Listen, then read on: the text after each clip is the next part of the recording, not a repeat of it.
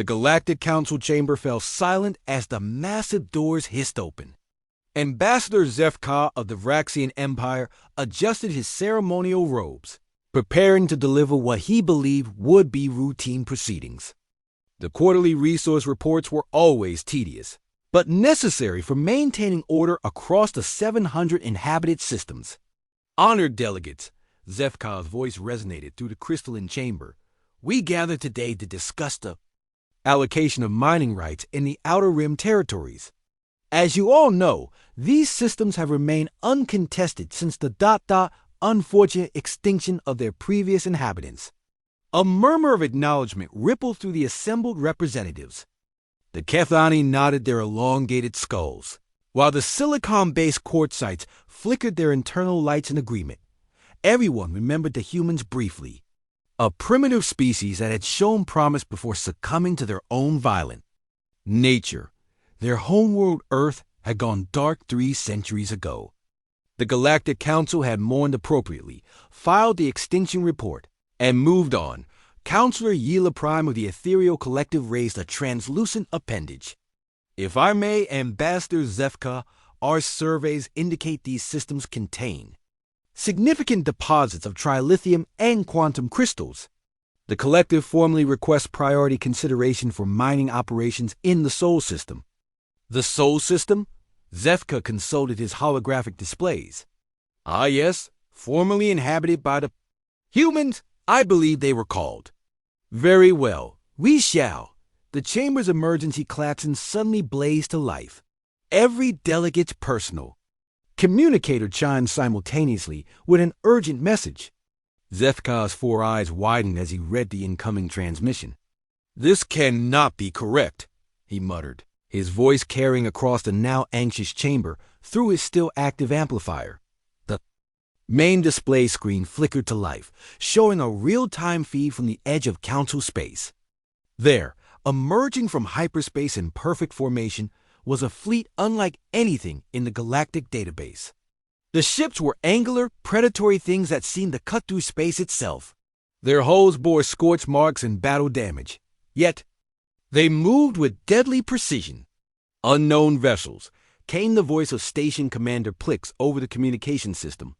You are entering restricted Council space. Identify yourselves immediately or face. The transmission cut to static. On the screen, the lead ship, a massive dreadnought that dwarfed even the Council's largest battlecruisers, had fired a single controlled burst. Not at the station, but past it. A warning shot that vaporized an asteroid the size of a small moon dot. Then came the response that would echo through galactic history. This is Admiral Sarah Chun of the Terran Confederation Navy. We've come home. The chamber erupted in chaos. Delegates shouted over one another in a dozen different languages, their universal translators struggling to keep pace. Zefka felt his breathing membranes flutter in panic. Humans? Impossible. They had been extinct for 3 centuries. The Council's own xenobiologists had confirmed it. The main screen shifted to show the bridge of the human dreadnought. The figure that appeared there was unmistakably human bipedal, with the characteristic pale skin and fierce eyes that the old records described. But this human was different. Her uniform bore the marks of countless battles, and behind her eyes burned something that had not existed in the peaceful humans of old.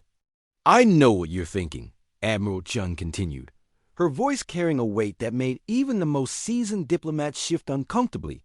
You erased us from your records, declared us extinct, moved on to divide up our worlds like we never existed. Counselor Yila Prime managed to find her voice. This is impossible. Earth went dark 300 years ago. Our sensors detected no life signs, no technology. No, you detected exactly what we wanted you to detect, Chun interrupted. Did you really think a species that had developed interstellar travel would simply roll over and die? We went dark, yes, but not extinct. We adapted. The screen split to show footage from across human space. Worlds that had supposedly been barren now teemed with activity. Massive industrial complexes, sprawling cities, and most shocking of all weapons, technologies that the Galactic Council had never seen before. While you divided up our territory and erased our history, Chun continued, we spent 3 centuries doing what humans do best. We learned, we grew, we prepared. And most importantly, we remembered. Zefka found his voice, though it trembled. What do you want? The council can negotiate? Negotiate? Chun's laugh was sharp as stellar ice. You mean like you negotiated with the Kethani when they expanded into disputed territory? Or like you negotiated with the Quartzites during the Crystal Wars? No, Ambassador. We're not here to negotiate. Behind Chun, the bridge crew worked with mechanical efficiency. These were not the same peaceful humans who had first reached for the stars. These were warriors forged in the crucible of abandonment and betrayal. We're here to reclaim what was stolen, Chun announced. Every world, every system, every right that was ours by law and by blood. The Terran Confederation is back, and we brought friends. The tactical display updated to show the true scope of the human fleet. Ships continued to emerge from hyperspace, not just human vessels, but craft of unknown design. Sleek, organic-looking ships that seemed to pulse with inner fire. You see, Chun explained with a predator's smile, humans weren't the only species you wrote off as extinct. We found others. The Pyrrhithi, supposedly wiped out by solar flares. The Void Shepherds, allegedly consumed by their own black hole experiments. Turns out, when you're declared dead by the galaxy, you find each other in the dark spaces between stars. The temperature in the chamber seemed to drop. Zefka realized with growing horror that this wasn't just a return, it was a reckoning.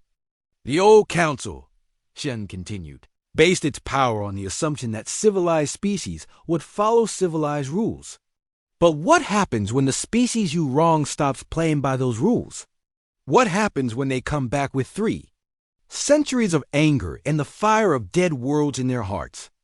The feed switched to show human Marines boarding a council patrol ship. They moved through the corridors like liquid death, their weapons discharging controlled bursts of energy that cut through advanced shielding like paper. This is your notice, Admiral Chun concluded.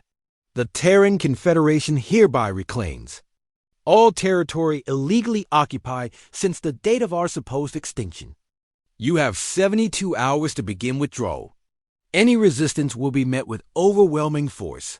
The transmission ended, leaving the council chamber in stunned silence, dotting the void of space.